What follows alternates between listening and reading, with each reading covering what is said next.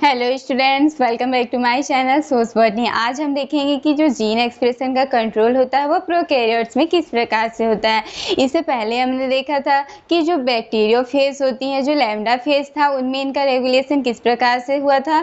तो आज हम देखेंगे कि जो जीन एक्सप्रेशन का कंट्रोल होता है वह प्रोकैरियोट्स में किस प्रकार से होता है। Gene regulation in prokaryotes. तो इसे देखने से पहले हम शॉर्ट में देख लेते हैं कि जीन एक्सप्रेशन क्या होता है। जीन एक्सप्रेशन यानी कि डीएनए में जो जीन्स प्रेजेंट होती हैं उसे ट्रांसक्रिप्शन की प्रोसेस के द्वारा क्या बनता है, एमआरएनए बनता है। और एमआरएनए जब बन जाएगा तो इसमें फिर क्या होगी, ट्रांसलेशन की प्रोसेस होगी, उससे क्या बनेगा, फिर प्रोटीन्स बनता है। तो यह प्रोसेस क्या कहलाती है, जीन एक्सप्रेशन। यानी कि जो डीएनए में जीन्स प्रेजेंट होती हैं वह क्या हो जाती है, प्रोटीन के रूप में क्या होती है, एक्सप्रेस होती है।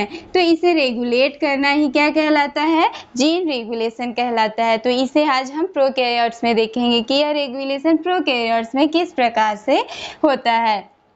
तो हम देखते हैं कि जो सभी ऑर्गेनिज्म होती है, सभी ऑर्गेनिज्म की जेनेटिक मटेरियल यानी कि जो डीएनए है उनमें बहुत सारे जीन्स प्रेजेंट होती हैं। तो इनमें जीन्स जो होती है वह 2 टाइप्स की होती है। पहला होता है कि कंस्टिट्यूटिव जीन या house keeping gene, and second होता है नॉन कंस्टिट्यूटिव जीन और लग्जरी जीन। तो कंस्टिट्यूटिव जीन में हम देखेंगे कि ऐसे जीन्स होती हैं जो हमेशा एक्टिव होती है, इनके जो प्रोडक्ट्स होते हैं वह लगातार बनते रहते हैं। यानी कि इनमें जो जीन्स है ये इनका हमेशा ट्रांसक्रिप्शन होते रहेगा और ट्रांसलेशन के द्वारा इनमें प्रोटीन बनते रहते हैं, क्योंकि सेल की इसे हमेशा ज़रूरत होती है। यह कभी भी हम इसे रेगुलेट नहीं कर सकते, यह हमेशा ऑन होता है, एक्टिव होता है और इनमें ट्रांसक्रिप्शन और ट्रांसलेशन की प्रोसेस जो होती है वह चलती रहती है। तो इसे हम क्या कहेंगे, हाउस कीपिंग जीन्स कहते हैं या कंस्टिट्यूटिव जीन्स कहते हैं, जिन्हें हम रेगुलेट नहीं कर सकते। इसी में हम जीन्स में और देखेंगे तो सेकेंड होता है, क्या होता है, नॉन कंस्टिट्यूटिव जीन और लग्जरी जीन्स। तो ये जीन्स क्या होते हैं,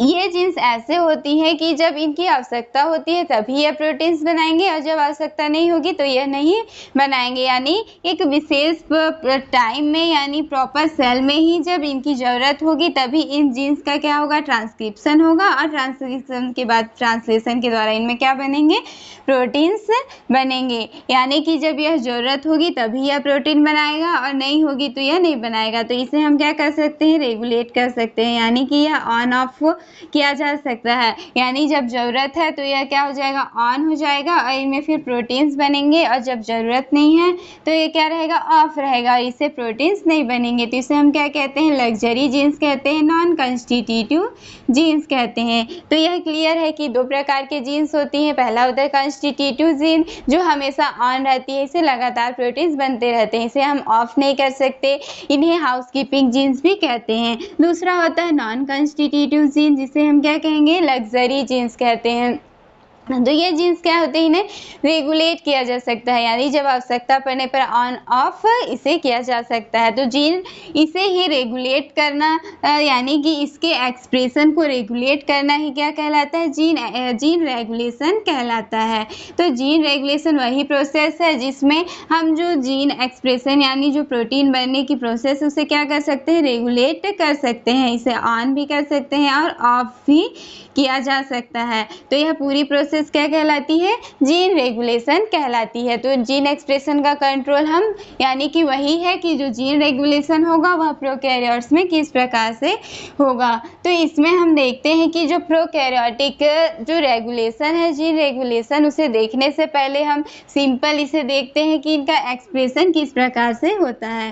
तो जो प्रोकैरियोट्स होती हैं तो नॉर्मली हम देखते हैं कि प्रोकैरियोट्स कैसे होंगी, जो इनका स्ट्रक्चर होता है तो इनमें जो न्यूक्लियस होती है वह प्रेजेंट नहीं होती है, इनकी जो जेनेटिक मटेरियल होती है वह क्या होंगी, साइटोप्लाज्म में ही होती है। इनकी जो संरचना होती है वह यूकैरियोट के मुकाबले क्या होती है, सरल होती है।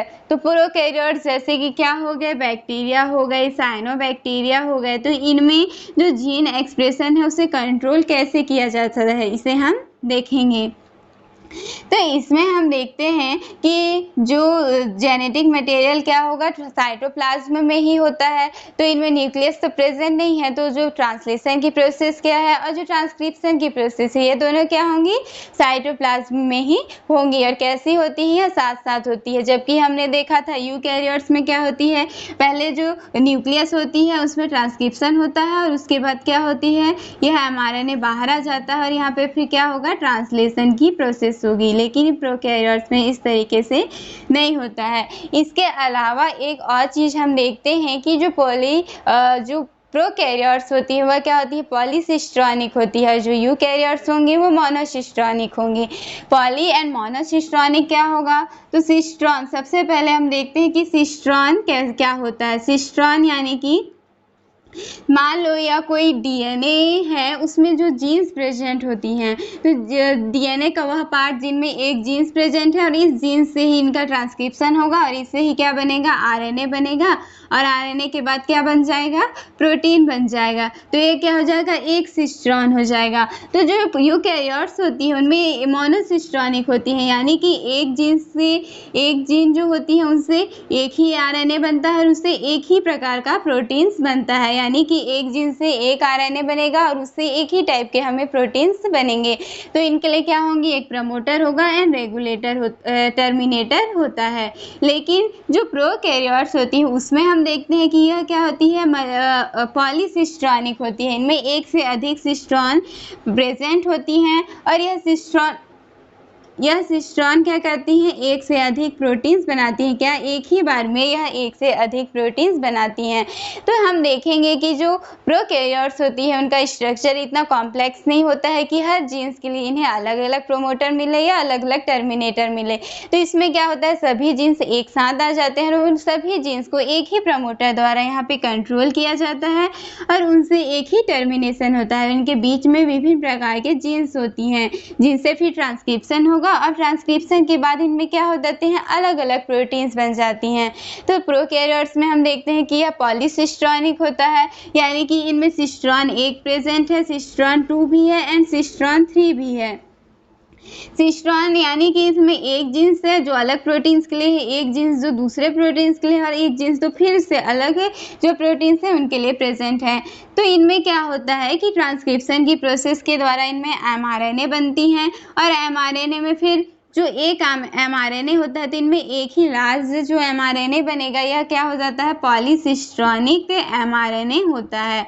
इसे हम क्या कहेंगे, पॉलीसिस्ट्रॉनिक एमआरएनए कहते हैं। लेकिन जब इनमें ट्रांसलेशन होती है तो इनमें क्या होती है, 3 टाइप के प्रोटीन्स बन जाते हैं। तो इनमें पूरी प्रोसेस क्या हो जाएगी, एक ही बार में हो जाती है। तो यह क्या होता है, प्रोकैरियोटिक जीन एक्सप्रेशन। तो इसे हम आगे देखेंगे कि इनका रेगुलेशन किस प्रकार से किया जाता है, यानी यह किस तरीके से रेगुलेट होती है कि कब इन्हें प्रोटीन्स बनाना है और कब नहीं बनाना है।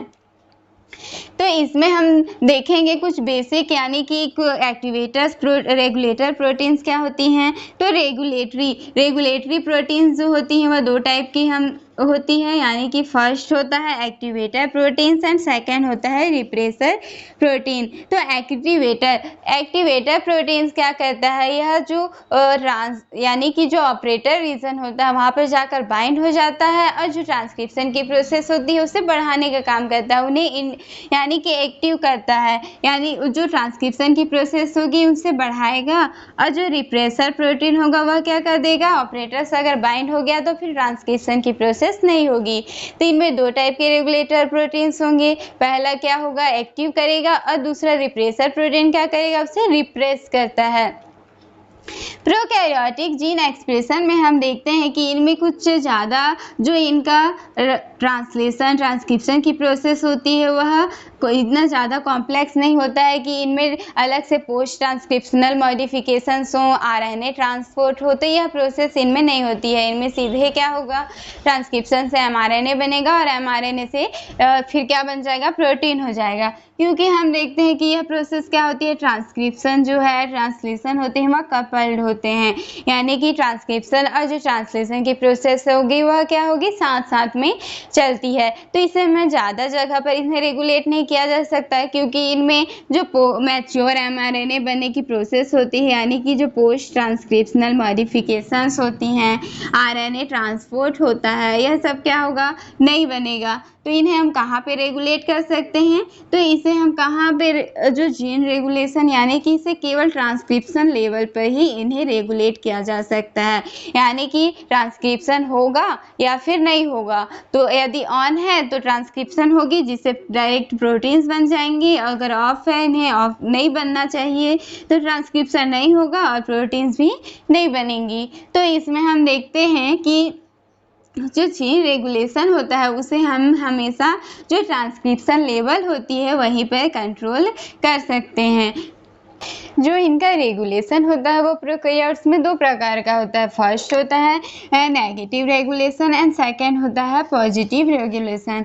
तो नेगेटिव रेगुलेशन में देखेंगे तो इनमें कौन सा प्रोटीन इन्वॉल्व होगा, रिप्रेसर जो प्रोटीन होगा वह क्या होता है, इन्वॉल्व होता है। उसी में हम सेकंड देखते हैं पॉजिटिव रेगुलेशन। तो पॉजिटिव रेगुलेशन में क्या इन्वॉल्व होता है, एक्टिवेटर प्रोटीन इन्वॉल्व होता है। ये दोनों क्या होती है, रेगुलेटरी प्रोटीन्स होती है। रिप्रेसर प्रोटीन्स यानी कि जो क्या करेगा, ट्रांसक्रिप्शन को रिप्रेस करेगा, या जो ट्रांसक्रिप्शन की प्रोसेस होगी उन्हें होने ही नहीं देता है। और एक्टिवेटर क्या करता है, या जो ट्रांसक्रिप्शन की प्रोसेस होती है उसे क्या करता है, प्रमोट करता है, उसे बढ़ाता है, यानी ट्रांसक्रिप्शन की प्रोसेस को करवाता है, उन्हें प्रमोट करने का काम करता है। तो इसके आधार पर हम देखेंगे तो दो प्रकार की रेगुलेशन होती है। फर्स्ट होता है नेगेटिव रेगुलेशन एंड सेकेंड होता है पॉजिटिव रेगुलेशन।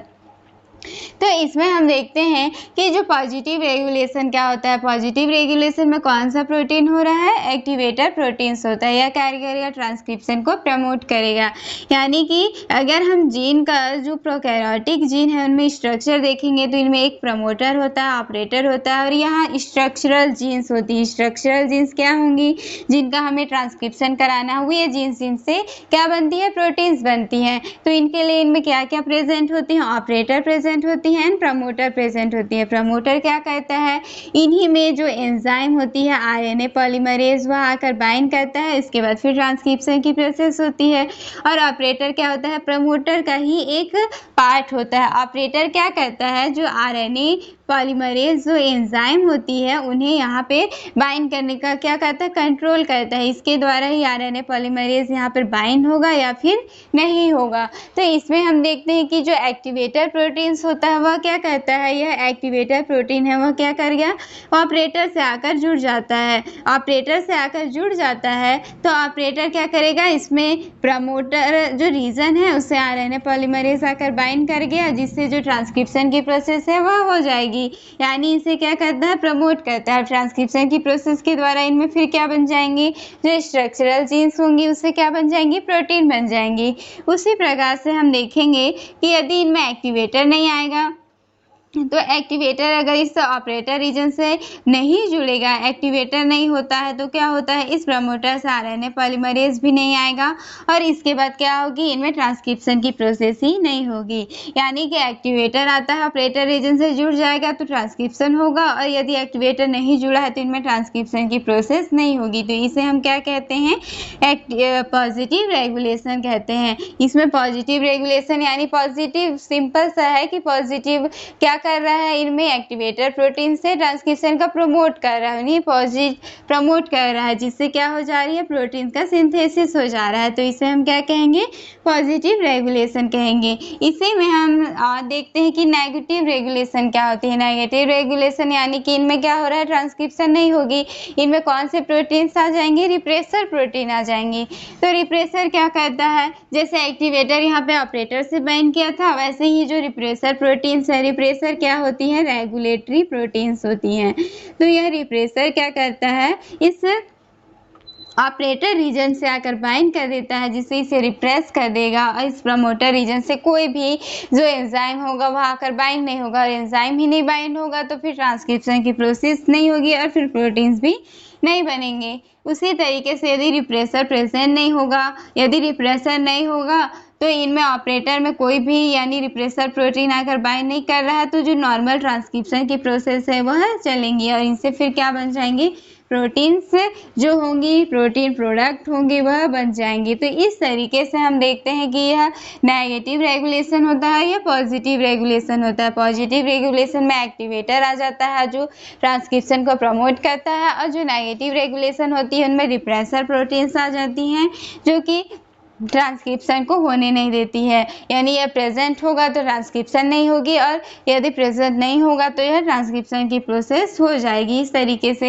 यह इन्हें क्या करते हैं, रेगुलेट करते हैं। इसके बाद हम आगे देखेंगे कि ऑपेरॉन क्या होता है। ऑपेरॉन कॉन्सेप्ट हम देखते हैं कि ऑपेरॉन क्या होता है। ऑपेरॉन कॉन्सेप्ट, जो ऑपेरॉन कॉन्सेप्ट क्या है, यानी कि ऑपेरॉन क्या होता है, group of genes working together to regulate metabolic pathway. यानी कि ऑपेरॉन क्या होता है, एक जीन्स का ग्रुप होता है जो कि साथ में कार्य करती हैं और किसी भी मेटाबॉलिक जो पाथवे होती हैं उसे क्या करती है, रेगुलेट करती है। ऑपेरॉन यानी जो प्रोकैरियोट्स में होती हैं, हमने देखा कि इनमें सभी जीन्स एक साथ ही होती हैं, इनमें एक ही प्रमोटर एक ही टर्मिनेटर होता है, और यह सभी जीन्स क्या होती हैं, एक साथ ही एक्सप्रेस होती हैं। तो इनमें एक साथ ही mRNA बनती है, और यह मल्टीसिस्ट्रॉनिक होती है यानी पॉलीसिस्ट्रॉनिक, जो कि बहुत सारी इनमें जो प्रोटीन्स होते हैं उनके लिए सभी जीन्स जो होती है वह एक ही साथ क्या बनेंगे, उनके लिए mRNA बनेंगे, और उनसे फिर अलग अलग टाइप के प्रोटीन बनेंगे। तो इसे हम क्या कहते हैं, ऑपेरॉन। जो जीन्स का ग्रुप होता है उसे ही हम क्या कहेंगे, ऑपेरॉन कहेंगे। तो यह जो ऑपेरॉन मॉडल था उसे किसने दिया था, जो जैकब एंड मोनार्ड जो साइंटिस्ट थे, इन्होंने 1961 में इसे जो रेगुलेशन की प्रोसेस के लिए एक ऑपेरॉन मॉडल दिया था। तो इसमें हम देखते हैं कि operon is a part of genetic material. Operon क्या है, जो जेनेटिक मटेरियल्स होती हैं उनका ही पार्ट होता है। ये group of closely linked structural gene and associated control gene. यानी कि ऑपेरॉन में क्या होती है, क्लोजली लिंक्ड, यानी एक दूसरे से लिंक्ड क्या होती हैं, जीन्स होती है, उनका एक ग्रुप होता है। स्ट्रक्चरल जीन्स का एक ग्रुप, एंड जो कंट्रोल जीन्स होती हैं उनकी, यानी कि इनमें जो पूरे जीन्स होती हैं उनका एक ग्रुप ही क्या होता है, ऑपेरॉन होता है। यह एक दूसरे से लिंक्ड होती है, इसे ही हम क्या कहेंगे, ऑपेरॉन कहेंगे। तो ऑपेरॉन का नॉर्मली हम स्ट्रक्चर देखेंगे तो ऑपेरॉन क्या होता है, इसमें जो ऑपेरॉन यानी कि यह क्या है, डीएनए का एक पार्ट है। तो डीएनए के पार्ट में हम देखेंगे कि इनमें एक प्रमोटर रीजन प्रेजेंट होता है, ऑपरेटर होता है, और इनमें विभिन्न स्ट्रक्चरल जीन्स यानी जिनका ही ट्रांसक्रिप्शन होना है, और ट्रांसलेशन के बाद क्या बनना है, प्रोटीन बनना है। तो यह क्या करेंगे, स्ट्रक्चरल जीन्स कहलाती हैं। तो इन्हें प्रमोट करने के लिए भी तो एक क्या होगा, प्रमोटर प्रेजेंट होना चाहिए। तो इनमें भी क्या होता है, प्रमोटर प्रेजेंट होता है। अब इस प्रमोटर के लिए का ही एक पार्ट क्या होता है, ऑपरेटर प्रेजेंट होता है। तो ऑपरेटर क्या करता है कि जो ऑपरेटर क्या होगा, जो आरएनए पॉलीमरेज जो एंजाइम होती है, यह आरएनए पॉलीमरेज क्या होता है, प्रमोटर से आकर बाइंड करता है, उसके बाद ही इनमें ट्रांसक्रिप्शन की प्रोसेस शुरू होती है। तो जो ये आरएनए पॉलीमरेज एंजाइम को इसे बाइंड करने को क्या करता है, कौन कंट्रोल करके रखता है, ऑपरेटर। या ऑपरेटर के द्वारा ही कंट्रोल होता है। इसे ऑन या ऑफ स्विच भी कहते हैं। यदि इनमें एक्टिवेटर आकर जुड़ जाता है तो यह ऑन हो जाएगा, अगर इनमें कोई भी रिप्रेसर प्रोटीन आकर जुड़ जाएगा तो यह ऑफ हो जाएगा, जिससे यह आगे की प्रोसेस नहीं चलेगी। तो इनमें हम देखते हैं प्रमोटर, ऑपरेटर और जो स्ट्रक्चरल जीन्स होती हैं, सभी को ही हम क्या कहते हैं, ऑपेरॉन कहते हैं। यह पूरा ग्रुप ऑफ जीन्स होता है जिनके द्वारा फिर mRNA बनता है, और mRNA से ट्रांसलेशन की प्रोसेस के द्वारा प्रोटीन्स बनती है।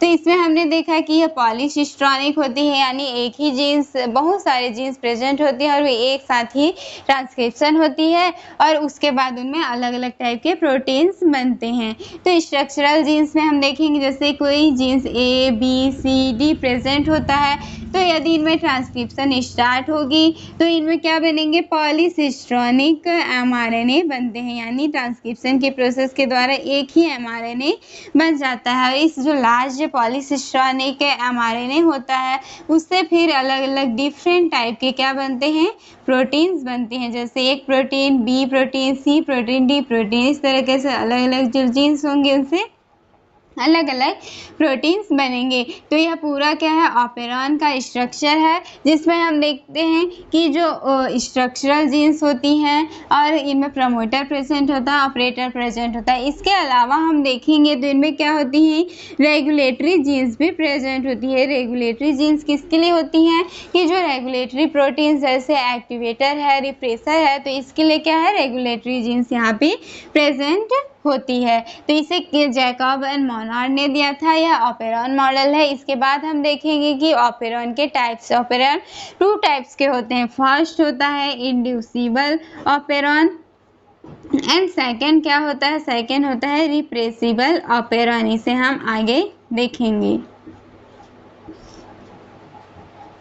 ऑपेरॉन के टाइप्स में हम देखेंगे कि ऑपेरॉन क्या होता है, 2 टाइप्स का होता है। फर्स्ट होता है रिप्रेसिबल ऑपेरॉन एंड एक हम देखेंगे इंड्यूसिबल ऑपेरॉन। तो रिप्रेसिबल ऑपेरॉन का एग्जांपल क्या होगा, ये जो इस्चीरिया कोलाई जो बैक्टीरिया होती है उसका ट्रिप्टोफैन ऑपेरॉन, एंड जो इंड्यूसिबल ऑपेरॉन है इसका एग्जांपल क्या है, इस्चीरिया कोलाई का लैक ऑपेरॉन। तो इसमें हम देखेंगे रिप्रेसिबल ऑपेरॉन क्या होता है एंड इंड्यूसिबल ऑपेरॉन क्या होता है।